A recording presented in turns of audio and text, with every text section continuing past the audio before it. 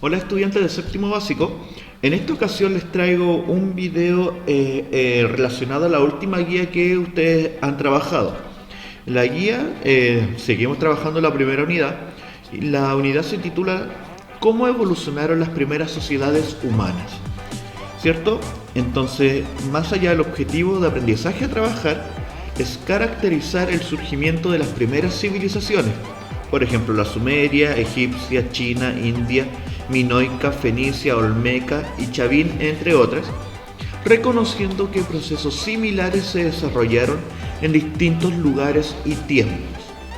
Ya, en este caso nosotros en las distintas guías que hemos desarrollado, hemos apreciado a grosso modo el proceso de evolución del ser humano, pero no tan solo la evolución del ser humano como un ser independiente, sino que la evolución del ser humano como un ser social, entendiendo esto que nosotros tenemos la tendencia de vivir en grupos, de organizarnos, de tener ciertas jerarquías, y este fenómeno no es porque sí.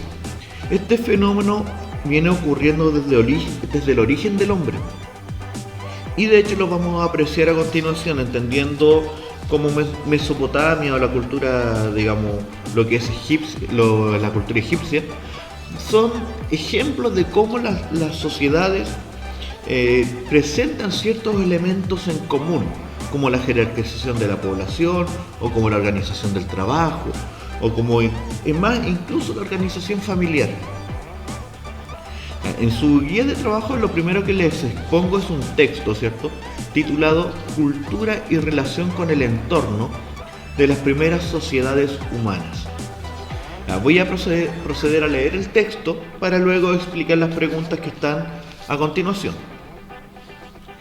El nivel de complejidad alcanzado por los humanos es de tal nivel que les ha permitido generar cultura. No hay fuerza más poderosa en la naturaleza que la capacidad de potenciar la adaptación combinándola con adaptabilidad. El aumento de las capacidades cognitivas de los humanos les permite superar incapacidades que tienen por naturaleza.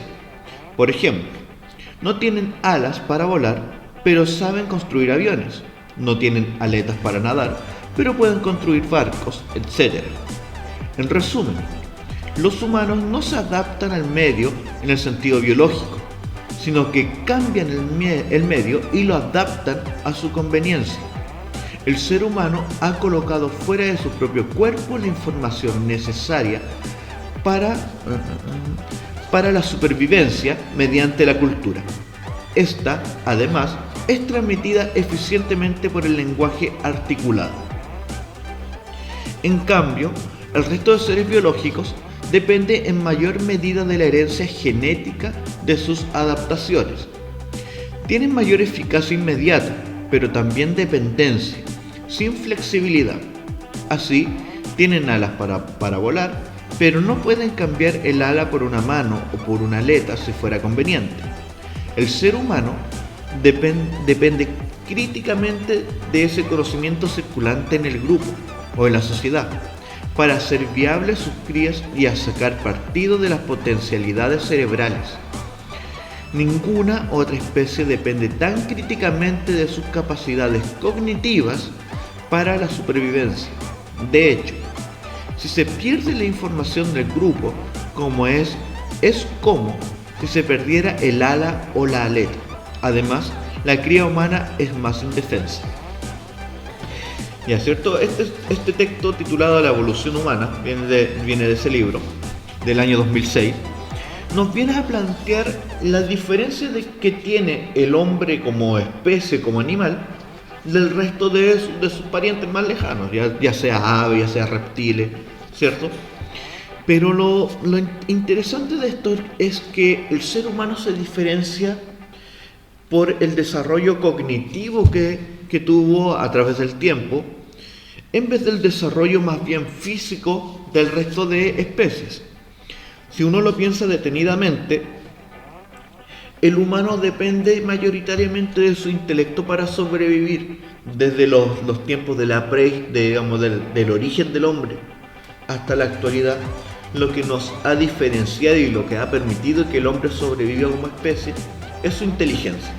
El ser más inteligente te permite generar herramientas, ya que no tienes las garras, no tienes la fuerza de los animales, pero sí tienes el intelecto para poder adaptarte y sobrevivir. Y es más, incluso supervivir, porque nosotros al día de hoy somos una especie dominante en el planeta.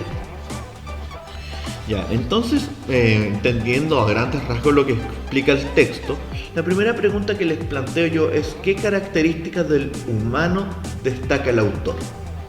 Entonces, podríamos resumirlo en adaptabilidad. El ser humano se adapta al entorno, modifica el entorno, algo que es muy inusual en el reino animal. Pocos animales pueden adaptar el entorno. Por ejemplo, un castor hace una presa, adapta su entorno. Pero nosotros llevamos esa modificación al siguiente nivel. Hay un río, no tengo cómo pasar al otro lado. Un animal nadaría. Nosotros hacemos un puente y pasamos sin mojarnos. Necesito adecuar para construir una casa. Ya se empareja, se modifica, todo con tal de tener la mayor comodidad. Algo que no hay especie que pueda modificar tanto el entorno como la especie humana. Ya, la segunda pregunta dice: ¿cómo se relaciona la cultura con la capacidad que posee el ser humano de adaptarse al entorno? Hay que entender la cultura como un elemento transmisorio a través del tiempo. La cultura tiene relación directa con lo que nosotros sabemos y lo que van a saber nuestras futuras generaciones. En el fondo, la cultura tiene que ver con la enseñanza y el aprendizaje de todo lo que nosotros hemos logrado adquirir a lo largo del tiempo. Si uno lo piensa ahora, unos siglo XXI, año 2020, todo lo que sabemos hoy es más de lo que se sabía hace, 2 meses atrás o 2 años atrás. Y probablemente en 2 meses más adelante se va a saber más aún. Y la pregunta es: ¿por qué no se pierde este conocimiento en el tiempo? Porque sería natural. Otro elemento muy importante de la especie humana es que nosotros tenemos la capacidad de almacenar conocimiento. Lo que aprende alguien se transmite generalmente por la escritura. Se transmite y va sumando conocimiento, y cada vez es como una bola de nieve. Cada vez la bola de nieve se va haciendo más grande, más grande, más grande, y tenemos más conocimiento, y finalmente desarrollamos una civilización cada vez más avanzada que la anterior, ¿cierto? Entonces, ¿cómo se relaciona la cultura con la capacidad que posee el ser humano de adaptarse al entorno? Es que la cultura permite memorizar lo que hemos aprendido para aplicar ese contenido en nuestro entorno y mejorar en comparación a nuestros antepasados. El Chile actual del año 2020 es muy distinto al Chile de 1990, o el Chile de 1990 es muy distinto al Chile de 1970, y así. Solamente estamos evolucionando para mejor en cuanto a condiciones de vida, debido a que nuestra cultura nos ha permitido almacenar y aprender del pasado. Y eso también es muy importante en historia.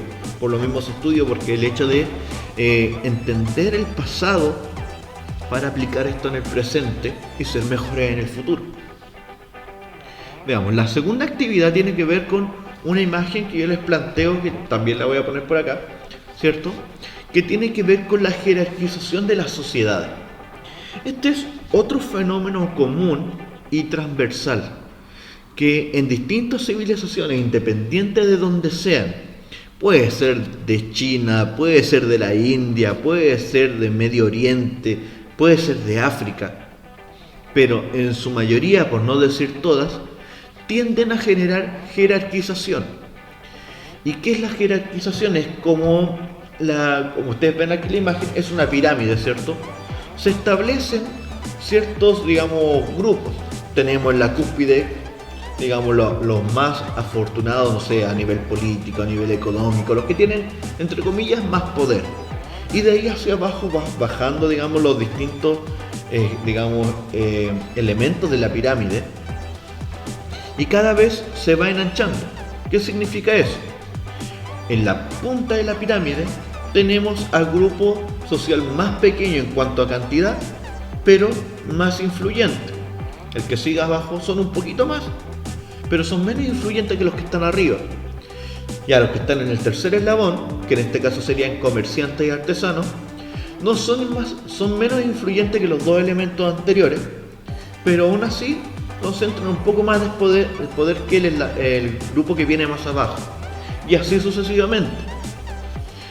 Entonces los grupos, mientras más son, menos poder concentran, y mientras menos son, más poder concentran, y generalmente son la clase dominante.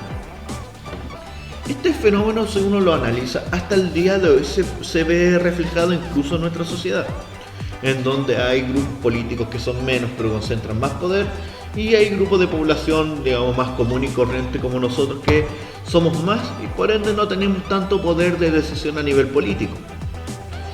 Ya, pero yendo a la pregunta y explicando, digamos, a grosso modo la imagen, ya, ¿qué consecuencias cree que trajo la jerarquización social y la centralización del poder político en las sociedades que dieron lugar a las primeras civilizaciones? Aquí se pueden plantear muchas cosas, la verdad, pero quiero que se centren en la jerarquización social, que significa priorizar a unos, a los menos, digamos, por otros, ¿cierto? Y esto trae consigo una división social que es bastante, digamos, compleja de entender, en el sentido de que, si uno lo piensa fríamente, ya con mentalidad de, digamos, de joven soñador, es justo que la mayoría de las personas trabaje para sustentar la comodidad de los menos. Si me lo plantean a mí, sinceramente me parece mal. Pero la jerarquización y esta pirámide funciona en base a eso. El primer grupo efectivamente concentra más poder por distintos elementos, ya sea porque tienen más poder económico, tienen más influencia política, pero depende del grupo que viene abajo y así sucesivamente.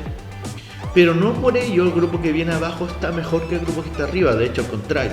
Siempre el que está más arriba en la pirámide va a estar mejor económicamente, mejor ubicado socialmente, va a tener más acceso a diferentes cosas.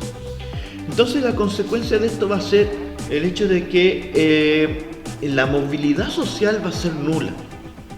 Si tú naciste en el último escalafón de la pirámide social, va a ser muy difícil, por no decir imposible, que llegues al primero. Básicamente, si naces pobre, te mueres pobre, o si naces rico, te mueres rico. No existe movilidad independiente de tus capacidades. Les recuerdo que esta pirámide es una pirámide social de las civilizaciones que estamos estudiando, mayoritariamente Mesopotamia, Egipto. Esto al día de hoy existe cierto grado de movilidad social, pero en aquel entonces, naciste pobre, te mueres pobre, o naciste rico y vivirás como rico toda tu vida.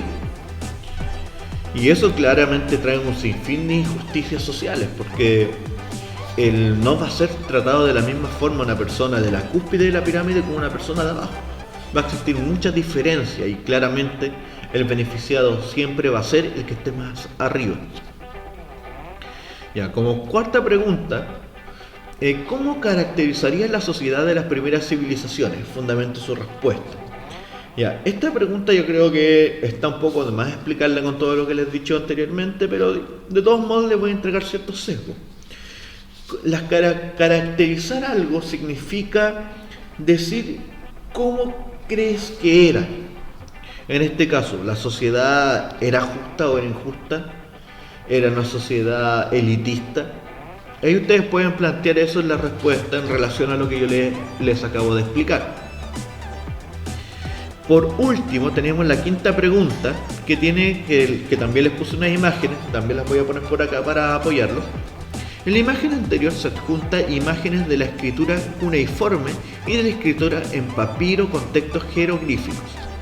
¿Por qué crees tú que fue tan relevante el desarrollo de la escritura para las primeras civilizaciones? Fundamenta su respuesta. Les recuerdo que fundamental es decir el por qué. Si yo digo, no sé, la escritura fue importante porque logró almacenar la información a lo largo del tiempo, debo exponer un por qué creo realmente que eso es tan importante. siguiendo el ejemplo, porque el almacenar conocimiento permite evolucionar mucho a través del tiempo. Una justificación bien mala, la verdad, pero yo sé que ustedes pueden dar una mejor. Ya, pero esto tiene que ver exclusivamente con cuál fue la importancia de la escritura para las sociedades, entendiendo que toda gran civilización a nivel universal tiene el desarrollo de escritura.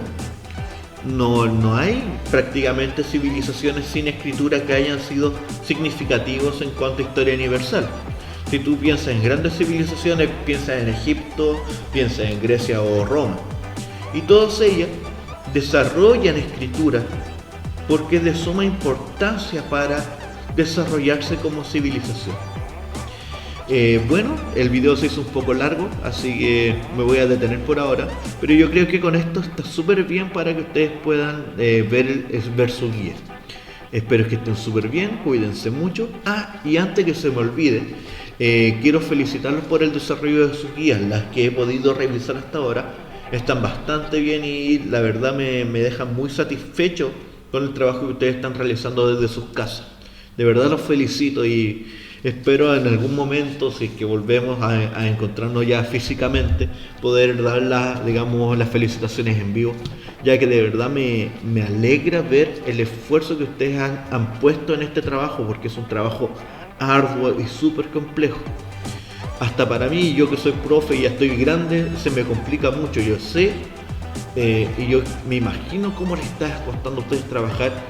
Y esto se está notando en las guías, porque las guías están bastante buenas y yo realmente los felicito y sigan así, chiquillos, la verdad, porque se está notando muy bien en sus trabajos. Ahora sí, nos vemos, chicos. Chao, chao.